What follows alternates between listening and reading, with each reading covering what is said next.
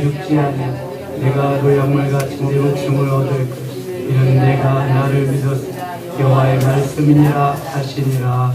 아멘.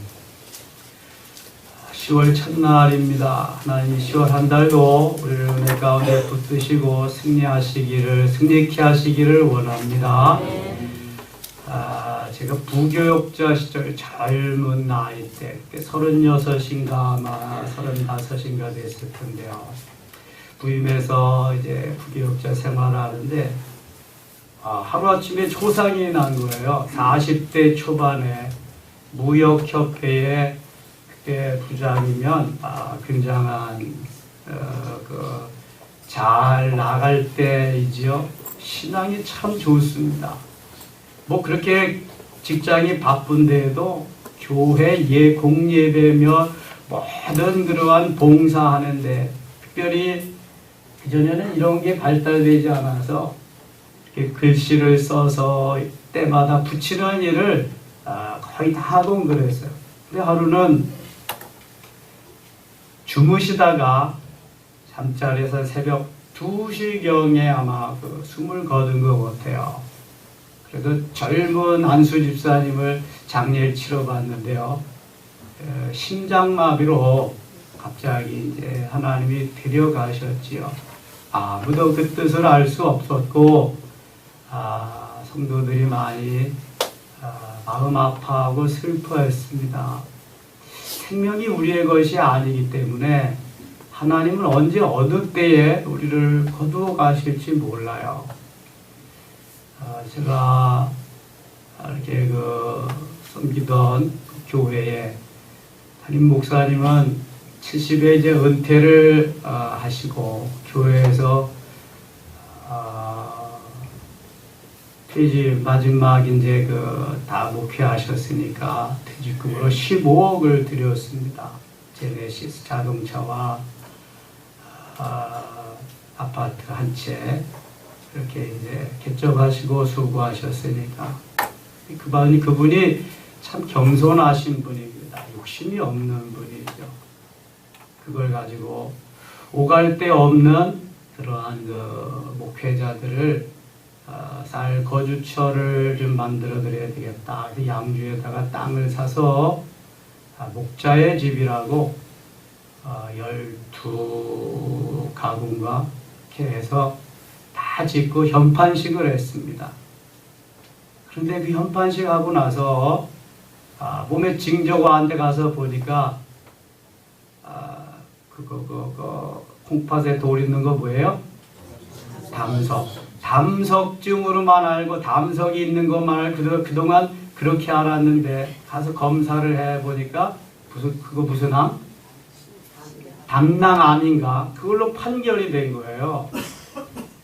그래서 현판식 하고 나서 계속 병원에서 투병하시다가 은퇴하시고 한 2년여 만에 하나님께 가셨습니다.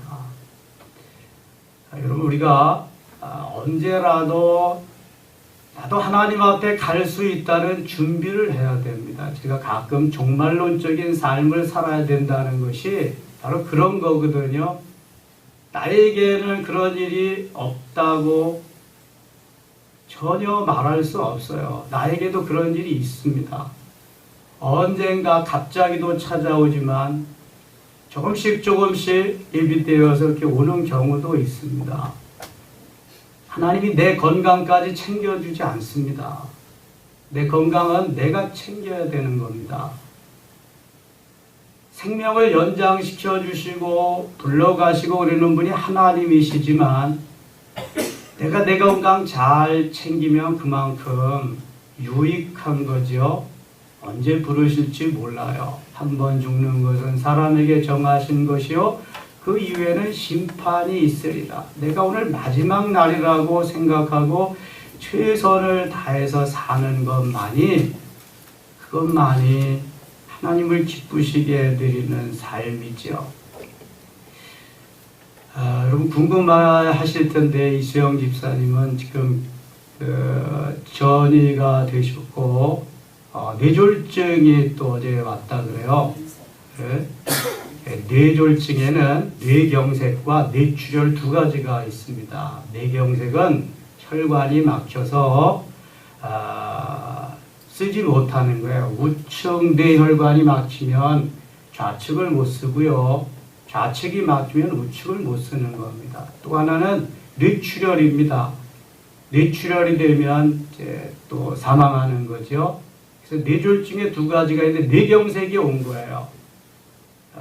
그래서 뇌경색 치료도 해야 되고 또 뭐 위암 치료도 해야 되고 그러는데 하나님이 기적적인 그러한 그 역사를 하시지 아니하면 이제 뭐 시한부로밖에 살 수가 없습니다. 여러분 기도해 주시고요. 그동안 수많은 그 기회가 있었는데 참 그 고집도 그래서 좋은 게 아니에요. 가서 건강검진 같은 건 계속 하십시오, 여러분. 우리가 건강보험료 내고 마땅히 가서 할 수 있는데 해야 됩니다. 해야 되고 몸에 징조 이상이 있으면 가서 또 전문의에게 의뢰해서 치료도 받고 하나님이 내게 해주신 성전인데 성전 잘 관리해야죠. 그거 내 책임입니다. 하나님 책임 아닙니다. 그거. 내가 주님이 주신 주님을 모시고 계시는 집이란 말이에요. 성전이 성전. 내가 여호와의 성전인 것과 성령이 너희 가운데 거하시는 것을 알지 못하느냐 그러는데 그래서 기도해 주시고요. 오늘 10시에 또 신방 갈 겁니다. 신방 함께 가실 분들은 10시까지 뵈러 오시면 되겠습니다.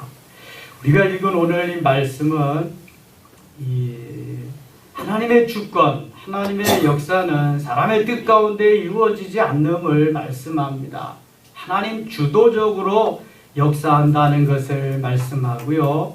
그 가운데도 하나님의 사람이 있고 그 하나님의 사람을 들어서 쓰시는데 사람이 어떻게 할 수 없도록 하나님이 이끌어 가심을 보여주고 있습니다. 근데 이 사람의 자기의, 자기 고집 이런 것이 자기를 또 망하게 할 때가 있습니다. 이 시드기야 왕은 좀 돌이키고 선지자의 말을 듣고 그러면 좋을 텐데요. 전혀 듣지 않습니다. 그리고 자기가 필요로 할 때는 또 기도해 달라고 그러거든요. 37장 2절 한번 보겠습니다. 그와 그의 신하와 그의 땅 백성이 여호와께서 선지자 예레미야에게 하신 말씀을 듣지 아니하니라. 시드기야 왕이 셀레마의 아들 여우갈과 마아세의 아들 제사장 스바냐를 선지자 예레미야에게 보내 청하되 너는 우리를 위하여 우리 하나님 여호와께 기도하라 하였으니 자기는 모든 악한 짓 다 하고 선지자의 말 듣지도 아니하고 이제 위험이 처했으니까 기도해달라. 여러분 기도는 그런 게 아니잖아요. 하나님의 뜻을 이 땅에 이루기 위한 것이 기도입니다. 물론 우리가 하나님 앞에 이것저것 다 구할 수 있습니다. 그런데 내 욕망과 욕심을 위해서 하는 기도는 하나님이 절대로 듣지 않으십니다. 모든 주권이 하나님께 달려 있으신데 하나님이 그런 기도 안 들으신단 말이죠. 내가 어떻게 성령께 이끌림을 받아서 주님 기뻐하는 아름다운 삶을 살겠느냐. 하나님 내가 오늘 당장 죽어도 좋습니다. 주님이 원하시는 일을 좀 한 가지라도 하고 갈 수 있게 해주세요. 하나님 기뻐하는 주님 순종하는 걸 좀 하나라도 좀 할 수 있게 하게 해주세요. 이래야지. 살려놓으면 뭐합니까? 또 범죄하면은 그걸 왜 살리겠어요? 우리의 모든 삶은 오직 하나님의 영광을 위해서 드려져야 되는 삶입니다. 이걸 반드시 아셔야 돼. 내가 조금 더 사는 거 덜 사는 게 주님께 무슨 의미가 있습니까? 아무런 의미가 없어요, 여러분. 생명 1년 연장시키나 2년 10년 연장시키나 내가 내 멋대로 살면 아무런 의미가 없는 거예요. 조금 아까 말씀드린 그 목사님은요, 장례 치르러 가다가 고속도로에서 그 전에 이게 펜스가 앉혀 있을 때 트럭이 와서 그냥 순식간에 핸들을 틀었습니다. 트럭하고 충돌을 안 하려니까. 그래서 나가 떨어져, 낭떠러져 10m 밑에 낭떠러지로 나가 떨어졌어. 그랬는데 차가 다 휴지 조각같이 된 거예요. 사모님하고 둘이 타셨는데 한쪽까지 하나도 손상이, 경찰들이 와서 이거 기적이라 그리고 막 그랬거든요. 그리고 몇 년 동안 운전을 안 하셨어요. 그때는 하실 일이 남아있기 때문에 차가 굴러가지고 10m 밑에 갔는데도 전혀 뭐 아무런 이상이 없었습니다. 4명 다 하고 이제 다 마쳤으니까 영원한 곳에 쉬시라고 목자의 집 현판식 하고 나서 하나님 불러가셨잖아요. 그럼 생명은 하나님께 달려있는 거예요. 우리가 뭐 어떻게 할 수도 없습니다. 근데 우리의 건강은 우리가 좀 챙겨야죠. 시드기야는 너무 육신적이고 너무 육신의 욕망과 욕심 속에 산 사람입니다. 예레미야는요, 죽지 않기 위해서는, 시위대 뜰에서 건진받기 위해서는 하나님의 말씀 제어하고 거짓으로 시드기야가 하라는 대로 하면 돼요.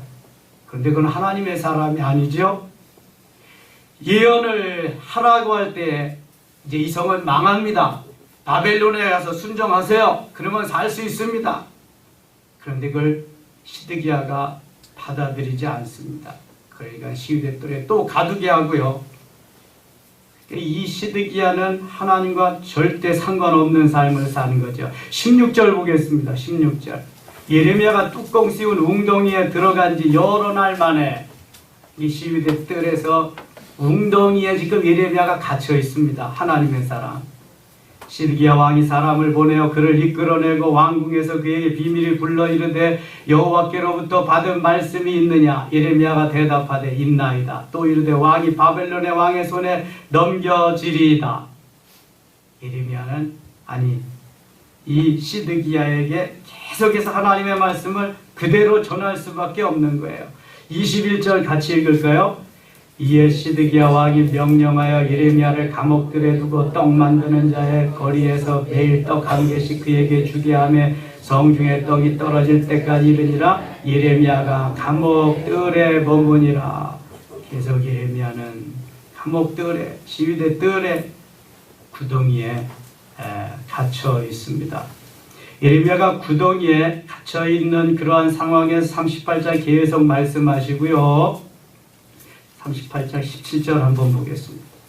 예레미야가 시드기야에게 이르되 만군의 하나님이신 이스라엘 하나님 여호와께서 이와 같이 말씀하시되 내가 만일 바벨론의 왕의 고관들에게 항복하면 내 생명이 살겠고 이 성이 불사름을 당하지 아니하겠고 너와 내 가족이 살려니와 내가 만일 나가서 바벨론의 왕의 고관들에게 항복하지 아니하면 이 성이 갈대아인의 손에 넘어가니 그들이 이 성을 불사를 것이며 너는 그들의 손을 벗어나지 못하리라 하셨나이다.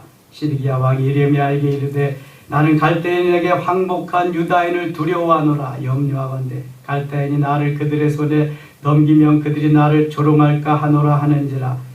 20절 21절 같이 읽겠습니다. 예레미야가 이르되 그 무리가 왕을 그들에게 넘기지 아니하리다. 나온 날이 내가 왕에게 아랜바 여호와의 목소리에 순종하소서. 이러면 왕이 복을 받아 생명을 보존하시리이다. 그러나 만일 항복하기를 거절하시니 여호와께서 내게 보신 말씀대로 되리이다. 아멘. 이 시드기야가 선지자의 말대로 좀 순종을 했으면 괜찮을 텐데 아예 들으려고 하지를 않아요. 23절 내 아들들과 자녀는 갈대아인에게로 끌려가겠고 너는 그들의 손에서 벗어나지 못하고 바벨론 왕의 손에 잡히리라. 또 내가 이 성읍으로 불사람을 당하게 하리라 하셨나이다. 28절입니다. 예레미야가 예루살렘이 함락되는 날까지 감옥들에 머물렀더라. 39장에 가면은요, 결과가 하나님의 말씀에 순종하지 않은 결과가 얼마나 비참한지를 말씀합니다. 39장 2절 시드기야 제11년 넷째 날 아홉째 날에 성이 함락되니라. 예루살렘이 함락되매 4절입니다. 유다 시드기야 왕과 모든 군사가 그들을 보고 도망하되 밤에 왕의 동산길을 따라 두담 샘문을 통하여 성읍을 벗어나서 아라바로 갔더니 갈대아인의 군대가 그들을 따라 여리고 평원에서 시드기야에게 미쳐 그를 잡아서 데리고 하마 땅 림나에 있는 바벨론의 느부갓네살 왕에게로 들어 올라가며 왕이 그를 신문하였더라.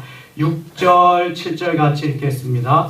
바벨론의 왕이 림나에서 시드기야의 눈앞에서 그의 아들들을 죽였고 왕이 또 유다의 모든 귀족을 죽였으며 왕이 또 시드기야의 눈을 빼게 하고 바벨론으로 옮기려고 사슬로 결박하였더라. 진작 좀 선지자의 말에 하나님의 말씀에 순종했으면 이런 비참한 일이 일어나지 않았을 텐데 너무 고집을 부리는 거예요. 여러분, 고집도 부릴 때 부려야지. 이게 하나님의 말씀에 대한 고집은 곧 죽음입니다. 이거. 하나님의 말씀에는 무조건 순종이지 내 고집을 피울 이유가 하나도 없습니다. 그렇게 말씀을 전하고 그렇게 계속 권면했는데도 듣지 않니 결국은 죄의 삭은 사망이지 다른 게 없습니다. 8절 갈대아인들이 왕궁과 백성의 집을 불사르며, 갈대아가 바벨론입니다. 예루살렘 성벽을 헐었고 사령관 느부사라단이 성중에 남아있는 백성과 자기에게 항복한 자와 그 외 남은 백성을 잡아 바벨론으로 옮겼으며 똑똑한 사람, 쓸만한 사람들은 다 바벨론으로 데려갔습니다. 시원치 않은 사람, 데려다가 쓸모없는 사람은 남겨뒀습니다.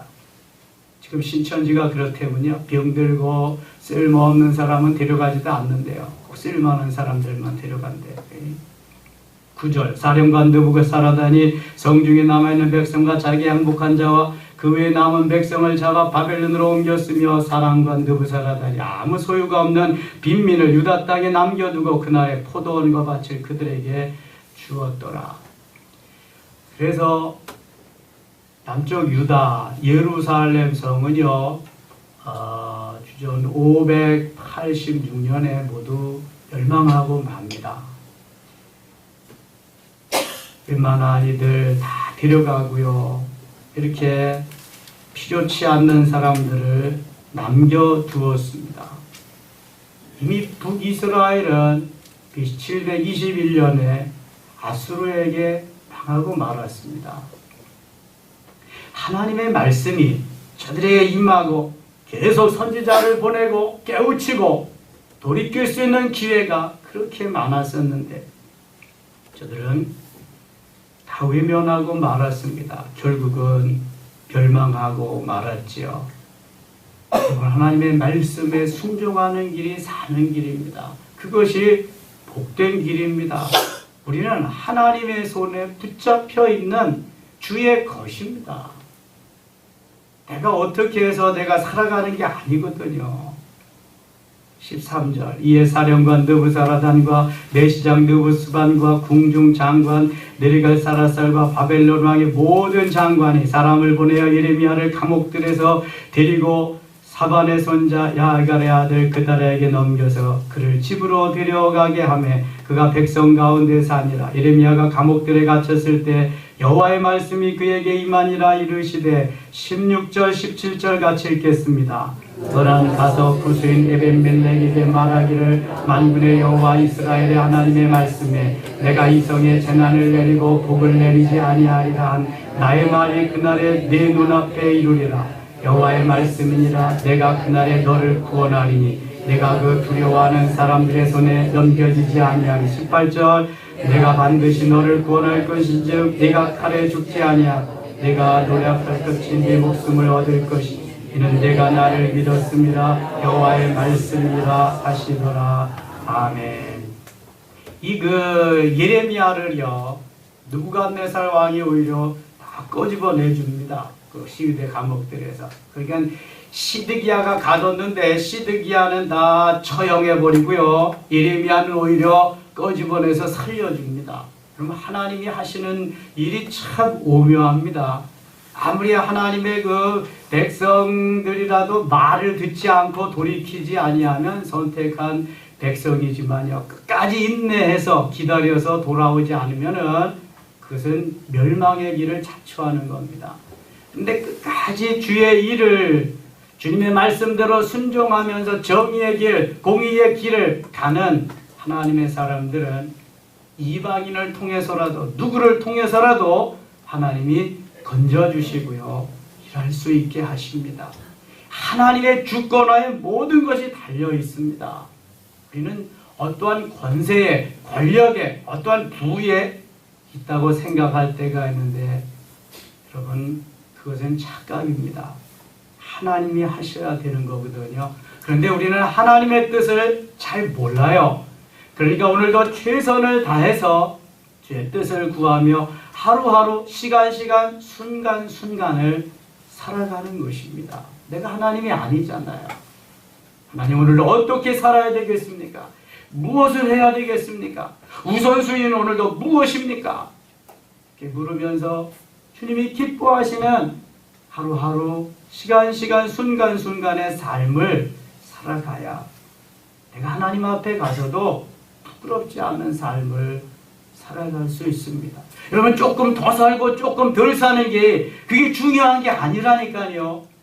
그 나에게 주어진 시간 속에 내가 어떻게 살았느냐가 중요한 거지, 더 살고 덜 살고가 중요한 게 아닙니다. 언젠가는 가는데요. 언젠가는. 근데 내가 육신적으로 죄범하면서 오랫동안 사는 게 무슨 유익이 있습니까? 아무런 유익 없습니다. 그때 돌이켜서 주님 앞에 바로 살 시간이 있다면 그건 정말 괜찮은 거예요. 그런데 주님이 더 생명 연장시켜 주셨는데도 그거 깨닫지 못하고 내 욕심대로 욕망대로 산다면 아무런 의미 없는 겁니다. 이제 다시 한번 시드기야 사건을 통해서 북이스라엘과 남유다의 멸망을 통해서 우리가 한번 깨닫게 되기를 원합니다. 70년 동안 바벨론에 가서 또 포로 생활한다는 거 생각해 보세요.